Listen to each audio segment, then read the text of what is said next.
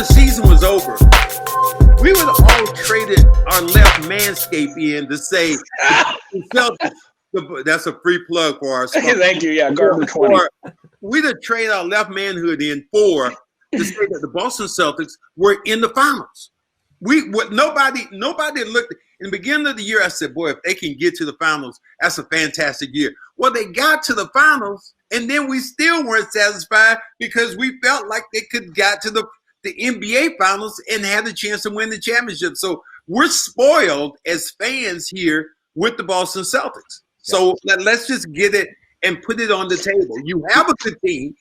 You have good players. You have a great coach. You have a great organization. But will you win a championship? That is what you guys are telling me. Well, and that's the thing is, I think the Celtics fans need to realize that, and Max, maybe you do too, is it's almost been the same duration of time between 08 and 86 and 08 and 2020. So, you know, the Celtics have been in quite a drought. I think fans are getting impatient. We watched them trade Paul Pierce away for all these draft picks. Yes, they got Tatum. Yes, they got Brown. But everything else has been kind of bumbled. Let me say this to all you Celtic fans. You would kill yourself if you were a Knicks fan right now. Or a Pistons fan. You would be happy. You would be, if you had a team like this, you would be ecstatic. No, but this I'd also be really you're mad. Fan, you're looking at the Knicks fans are going, oh my God, the Celtics think they have problems? That's fine, Max. That's fine, but I'd kill myself if I was 4 foot 9 inches tall. But I also don't want to be 5'3". Like me. It doesn't matter. You have what you have. It's just, it is what it is. Like, you don't want to go backwards at any point in time. You're always looking ahead. That's a great analogy. Like you'll tell your kids, and you have young ones, be thankful for what you have. Yeah. You that's where we're looking at this team and saying, oh my God, we don't have anything. You know what that means? At the end of the day, with this Gordon Hayward thing, and I agree with both of you when, like, you wanted to get something back in return, you did that.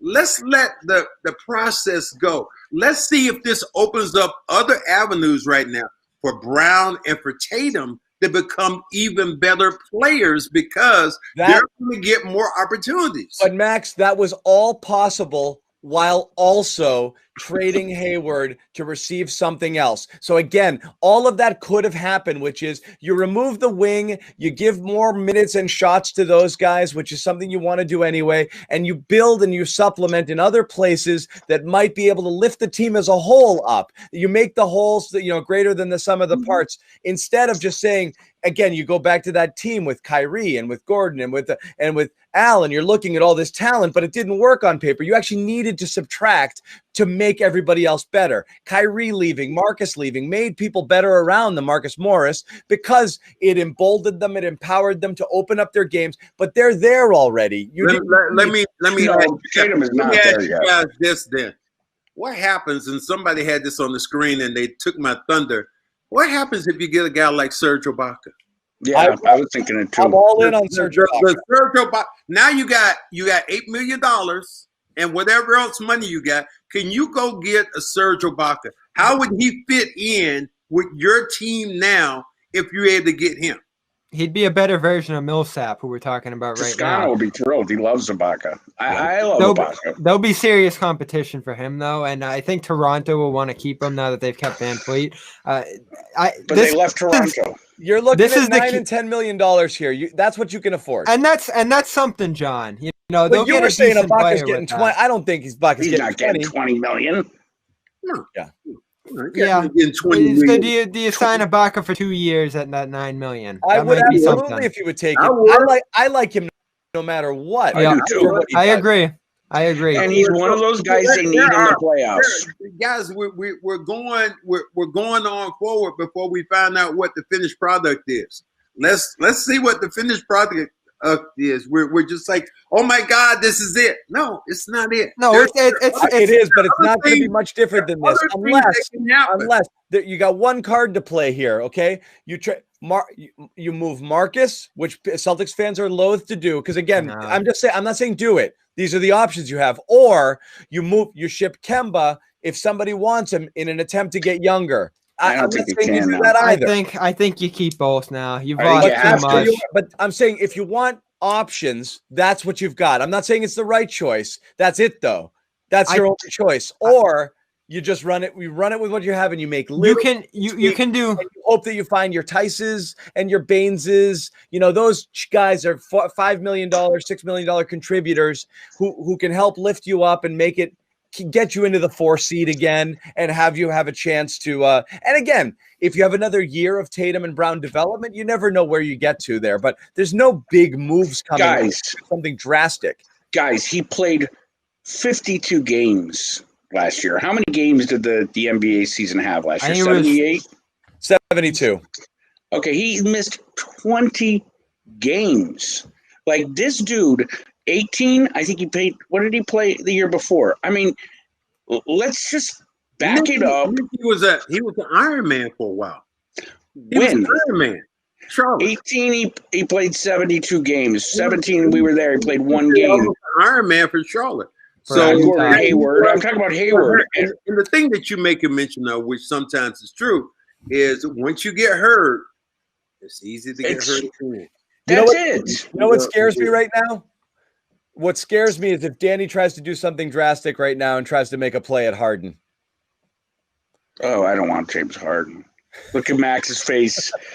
See, this is where He's got to save that beard. Even if you wanted to do that, I don't think you have the assets now. And that's still what we get back to. You don't have assets remaining from Hayward, from these other guys. The biggest reason there was a case for trading Hayward was to get medium-sized contracts to make a trade happen in the future. We're still at that point where you only have bigs. The Turner and yes, a few. Yeah, right now the only good tradable assets are Smart and whatever mid-level guy you would be bringing in. So it's not a ton, and it's definitely not enough for Hayward. All you have are your own picks too. You have Kemba. That's about it. They don't want Kemba. Yeah. Fire Brad Stevens. I mean, this chat room, fans are so rad. Everybody's angry. We get why. Guys, yeah, we get it, dudes. I'll be honest. My patience. Guys, go ahead, Nick. I mean, there has to be some accountability to Brad Stevens in the last couple of years. So they're really let me finish now before you start defending him and kissing his ass. I like Brad a lot, but this is year over year after year that down the stretch, 18, we had the Marcus Smart in Game 7. Last year was a disaster. Kyrie last year ended up with a disaster in the Eastern Conference Finals. Kyrie was a disaster. So, I mean, I like Brad. I think he's brilliant, but there's got to be a point where we say maybe if the one guy who was supposedly like a little brother to him wanted to leave, I don't know. I mean, that was a nightmare, and that was embarrassing in the playoffs when Marcus Smart is yelling at his teammates, and it just he's got to get. We've all been in the back where they've had player meetings. Nick, huh? It's an embarrassment when you're yelling at your teammates. No. The way that went out to the media, that they allowed that to get out to the media was embarrassing. Nick, I don't care how it gets out. Teams are going to have that kind of stuff. And it's not say everything is going to be behind closed doors. It's not. But Max, he walked out in the hall and told Gary Washburn. I don't care if he walked out and pulled his damn pants down. He had MANSCAPED. Things happen when you play with a team and you get emotional. And did you want Marcus to be happy about that performance? I'm not mad at Marcus. I think the coach needs to control the locker room. With him being mad, did you see a different team in the next game? And then they lost the following game. We got to put a bow on it. At the end of the day, I think everybody's instinct is always going to be to look at who to blame. All right, everybody. Blame John Zannis. Huh? Blame John Zannis. Everyone's going to look for instinct who to blame. At the end of the day, I don't know that you can place blame on the Hayward situation here simply because I think this was how it got played. Indiana's out there on the table. That helps drive up the price. Charlotte swoops in last minute.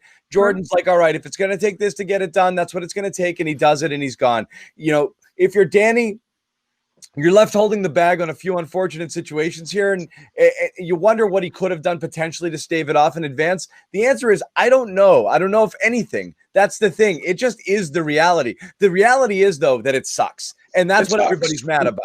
is that it sucks. Yeah. Okay. So It does naturally, suck. when something happens, you'll want to turn around and blame people. It's going to make you feel better. I don't know. When we unpack it over days and Danny time, Ainge. we'll see what happened.